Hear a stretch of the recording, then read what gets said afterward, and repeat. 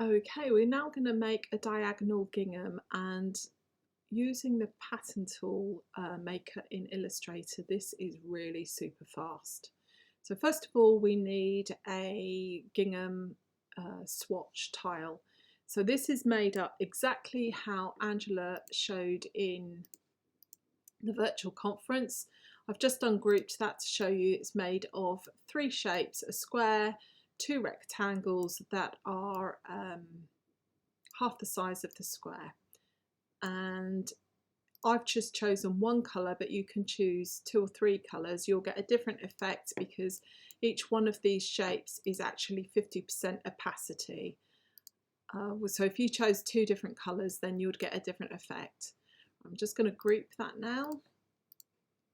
And now we need to rotate this so it's on a 45-degree angle. And because we have Smart Guide switched on, when you rotate this, hold down your Shift key, it will snap into the next 45-degree angle, and so you'll feel that. So next we need to check the size of this.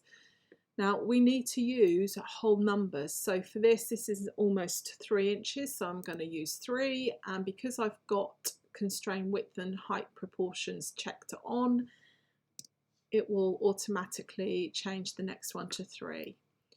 With it selected, we're going to go to Object, Pattern, Make, and we're going to choose File Type, Brick by Row, and Size, check Size, Tile to Art.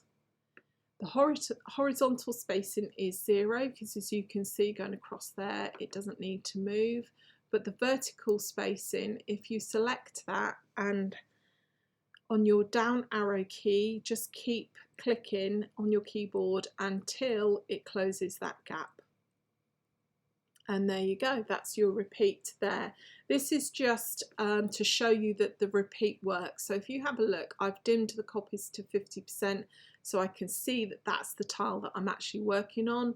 These don't actually exist, it's just to show you that the repeat is working. And I've got it at 5, it repeats 5 times 5. If I put it on 9, you can see it there, and if I change it to 100%, you can see that that's actually working. So we're done in here now, so you click done, and that's now put in our swatches panel the repeat tile, and that's what it looks like. I'm going to test it on this. This is approximately 20, well, this is a fat quarter, 21 by 18, and I'm going to test, and there it is, it works. But of course we can't upload that to Spoonflower, so what we need to do is we have to get rid of everything that falls outside of this bounding box to make the perfectly square, or it could be a rectangle, pattern repeat tile that will be able to upload to Spoonflower. So again, I'm going to use my, I love the Shape Builder tool for this. So with it selected, I'm going to hold down the Option key and just draw through all the shapes that are on the outside of this bounding box to make a tile that is much easier to upload to Spoonflower. So if we have a look here, we're going to test that one as well. I'll fill it with a solid colour initially, and there's the repeat. See, perfectly repeating.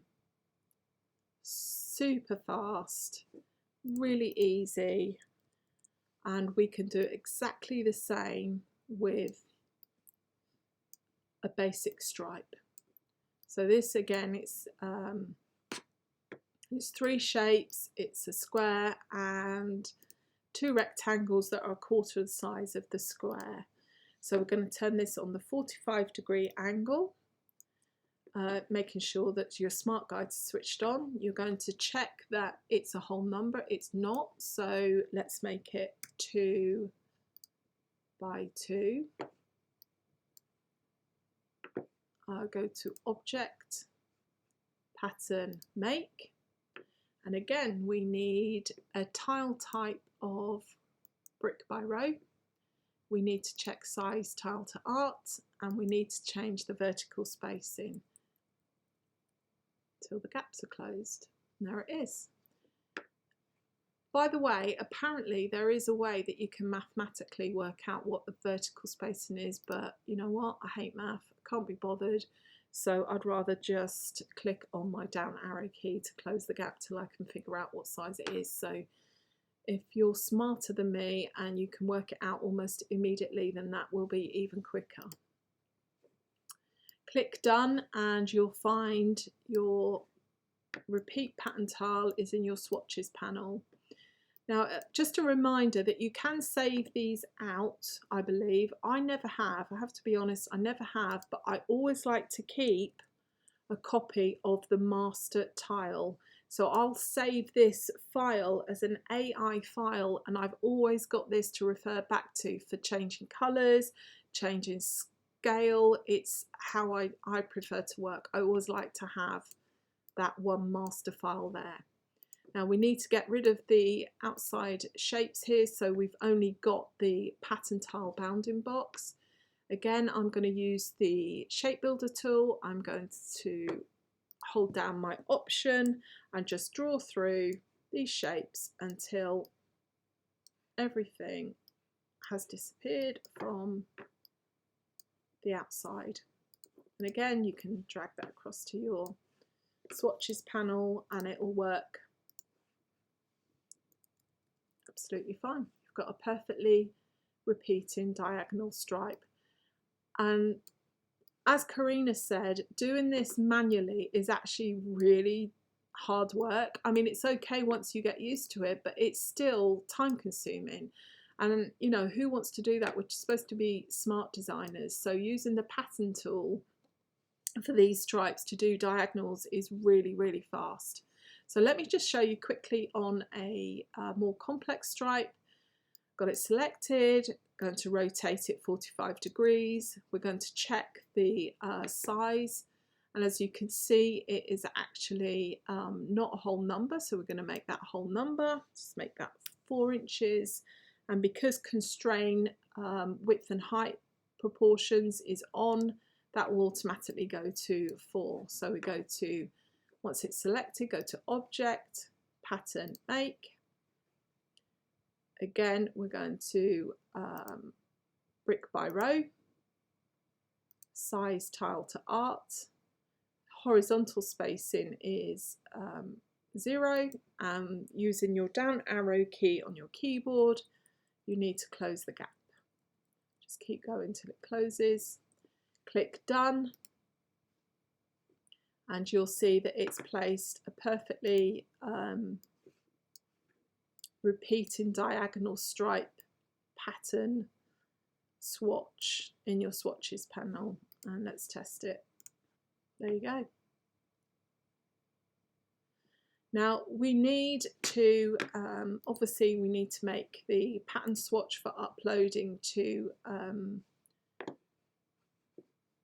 I've just seen that that's not the right size, so I'm just going to change that quickly. That's just slightly off. Right, we need to make the repeating tile here without everything on the outside. So the fastest way to do this one, because there's so many stripes here, will be to do a clipping mask. Because we know this is 4 inches, we're going to create a square that is 4 inches. I'm going to just give it a plain colour for now and make sure that it's on at the front. If yours isn't, you just select it, go to Object, Arrange, Bring to Front. You're going to select all of it and align it middle, horizontal and vertical, so it's perfectly aligned. Select them both, go to Object, Clipping Mask, Make, and you now have a perfectly repeating swatch that will be easy to upload to Spoonflower and other POD sites. Please remember though that this is a clipping mask, so even though it looks like there's nothing else there, the they do still exist. They're still there. They're just hidden by a clipping mask. So what you'll need to do is duplicate this so you've got a master copy, and then you're going to trim this. Go to Pathfinder tool, trim, and that means that is literally the square there. There is nothing now that falls on the outside of that square. So I hope this has helped. I hope you'll now see how easy it is actually to make diagonal patterns, repeat patterns, really easy using the pattern tool in Illustrator.